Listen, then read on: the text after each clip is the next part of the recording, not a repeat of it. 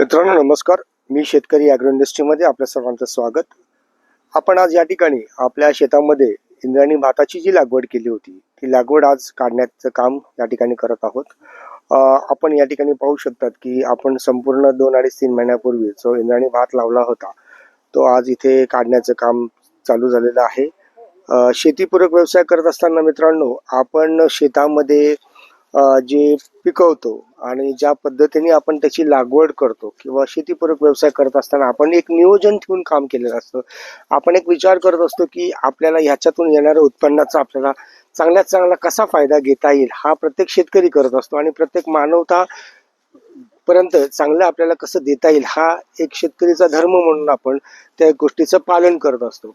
आम्ही देखील मी शेतकरी ॲग्रो इंडस्ट्रीच्या माध्यमातून शेतीपूरक व्यवसाय करत असताना आमच्याकडील लाकडी घाण्याचं जे तेल निघतं, आमच्याकडील गीर गाई आहेत, आमच्याकडे कुक्कुटपालन, शेळीपालन अशा वेगवेगळ्या प्रयोग आम्ही या ठिकाणी करत असतो आणि यांच्यातनं येणारं जे काही आउटपुट म्हणा किंवा यांच्यातनं येणारं शेणखत म्हणा किंवा यांच्यातनं येणारं जे विष्ठा म्हणा हे आम्ही आमच्या शेतामध्ये देण्याचं काम करत असतो.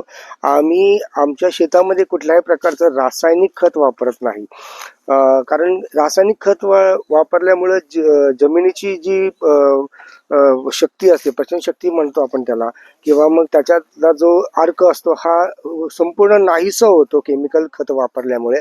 पण आम्ही याच्यामध्ये 100% प्रयत्न करत असतो की याच्यामध्ये आपण आपल्याकडील शेणखत, आपल्याकडील पेंड याचा पूर्ण वापर करून पाण्याच्या माध्यमातून आपण हे शेताला देण्याचं काम करत असतो.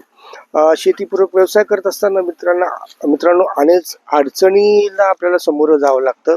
आपण पाहू शकतात की आपल्याला इथे 100% मानवतेची साथ लागतेच, मजूर लागतात. आजच्या काळामध्ये जर का बघितलं तर इथे तुम्ही समोर बघू शकतात इथे एक मजुराची किंमत आपल्याला 800 रुपये पर डेला द्यावं लागते. त्यांना एक टाइमचं जेवण द्यावं लागतं आणि यांना कमीत कमी 3 ते 4 दिवस लागतील भात काढणीपासून भात जोडणीपर्यंत आणि त्याची व्यवस्थित भरडून वगैरे घेऊन या गोष्टीचा एक पूर्ण विचार केला तर शेतीपूरक व्यवसाय करत असताना ह्या सगळ्या गोष्टीचा अडचणी येणार आहेत हा समोर विचार ठेवून या गोष्टीचं आपण नियोजन केलं पाहिजे. मित्रांनो आमचं देखील तसंच होतं. आमचंही नियोजन त्याच पद्धतीने आम्ही करत असतो. दरवर्षी आम्ही प्रयत्न करतो जास्तीत जास्त की हा खर्च कसा आटोक्यात येता येईल आणि हा खर्च आटोक्यात आणून आपण ग्राहकांपर्यंत चांगल्या क्वालिटीचा माल, चांगल्या क्वालिटीचा भात म्हणा किंवा चांगल्या क्वालिटीचं आपले उत्पादनं कसे देता येईल हा आम्ही प्रयत्न करत असतो.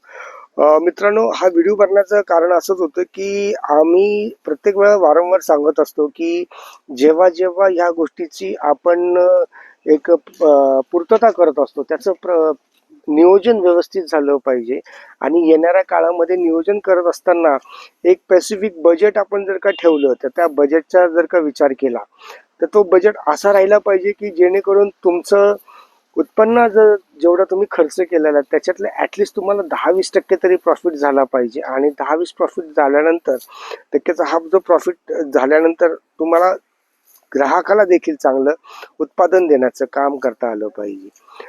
मित्रांनो मी पुन्हा एकदा आमच्या ग्राहकांना आणि आमच्या मी शेतकरी ॲग्रो इंडस्ट्रीच्या चॅनलच्या माध्यमातून जे कोणी आमच्या बरोबर टचमध्ये आहात, जे कोणी आमच्या ग्राहक आहेत त्यांना आम्ही नेहमी सांगत असतो की तुम्ही मी शेतकरी ॲग्रो इंडस्ट्रीच्या प्रत्येक युनिटला व्हिजिट करा, आमचं युनिट पहा, आम्ही शेतीपूरक व्यवसाय कसा करतो, आम्ही कुक्कुटपालन, शेळीपालन, गोपालन असू देत हे नियोजन आम्ही कसं करतो हे प्रत्यक्ष पाहण्यासाठी एकदा आमच्या फॅक्टरीला अवश्य भेट द्या. जेणेकरून पारदर्शकता हीच आमची ओळख या माध्यमातून आम्ही जे काही करतोय, ज्या काही गोष्टी आम्ही तुमच्यापर्यंत आणतोय हे प्रत्यक्ष येऊन पहा.